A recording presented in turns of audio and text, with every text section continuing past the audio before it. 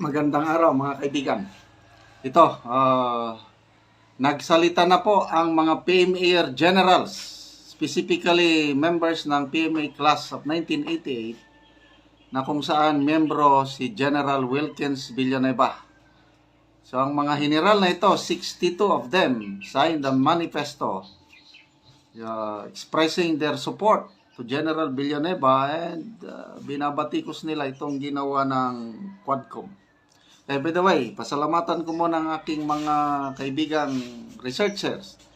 Chris Torres, si Yodora, yung bishop sa evangelical churches dito sa Mindanao, at yung isang retired general na kaibigan ko. Pinapadalhan nila ako ng mga ganitong post, kaya nakakagawa ko ng reaction blog.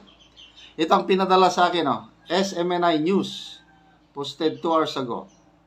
Just in, sabi niya, the Philippine Military Academy Maringal Class of 1988 released a manifesto of support for former PDEA Director General Wilkins Villanueva, who was cited in contempt by the House Quad Committee recently.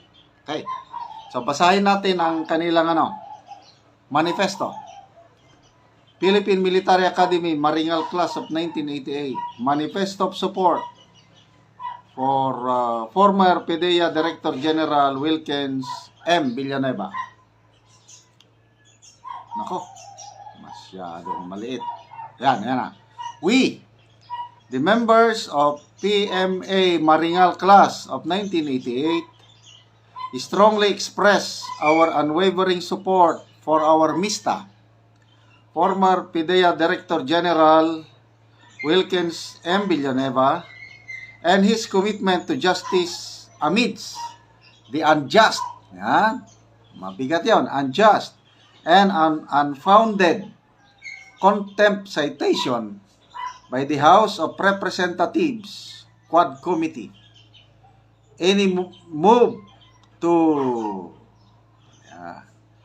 detain DG Villanueva would represent not only a misapplication of authority, but a serious affront to fairness, due process, and the respect due to an individual who has honorably served our nation. Director General Villanueva has exemplified integrity, courage, and selfless service throughout his distinguished career as a law enforcer and head of Philippine Drug Enforcement Agency.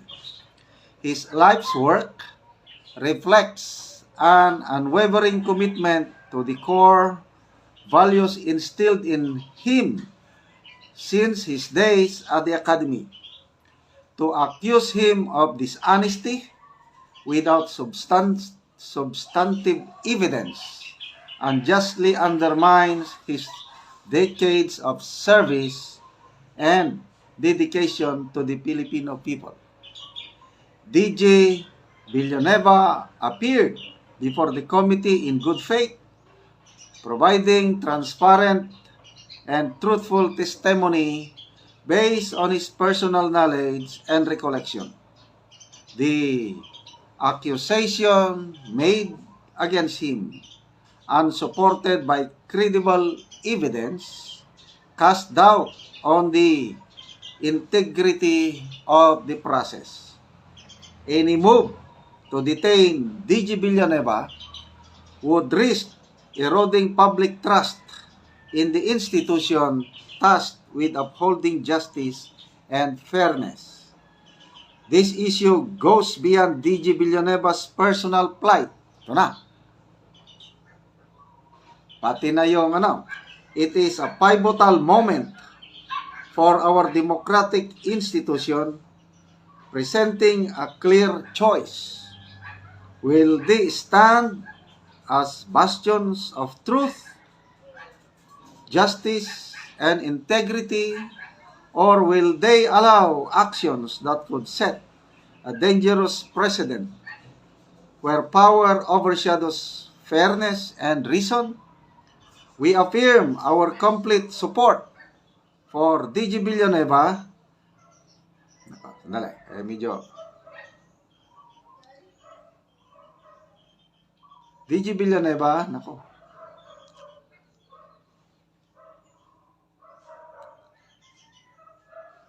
and his pursuit of justice, his exemplary career stands as a testament to the values of honor and service, and we remain confident that these principles will ultimately prevail.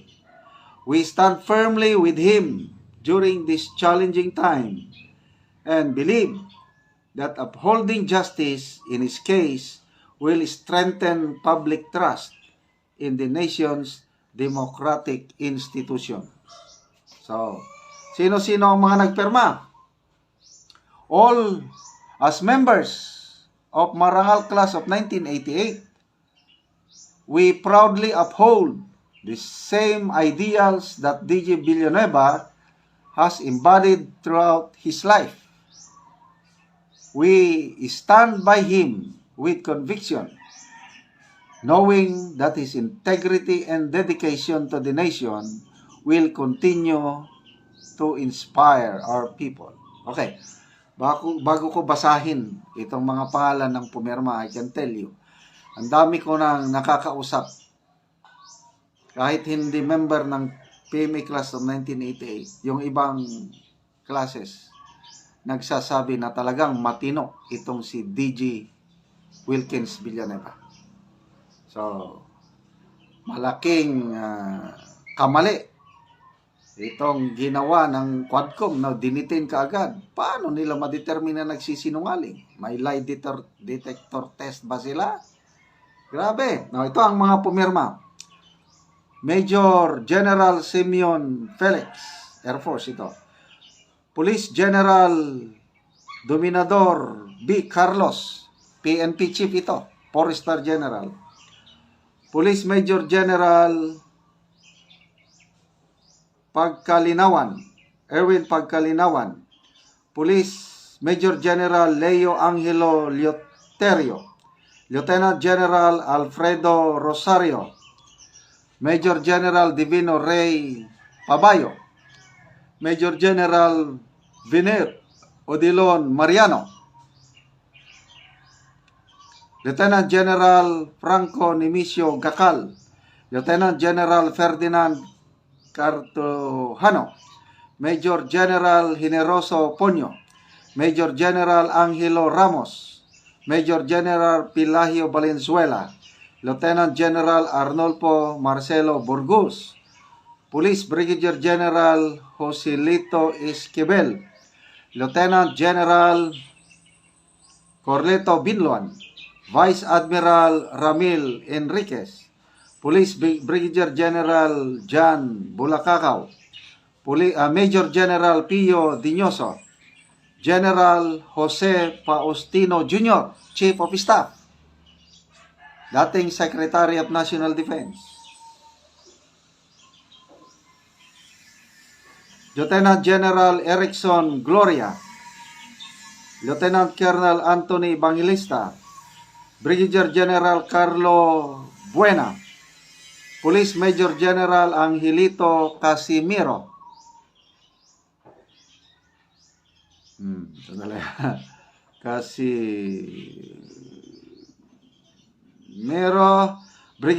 Brigadier General Raimundo Acorda. Police Major General Ferdinand Daway.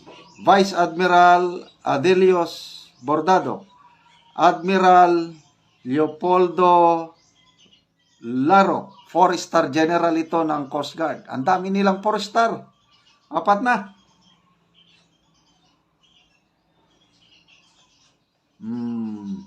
Lieutenant Colonel Ferdinand Barakel.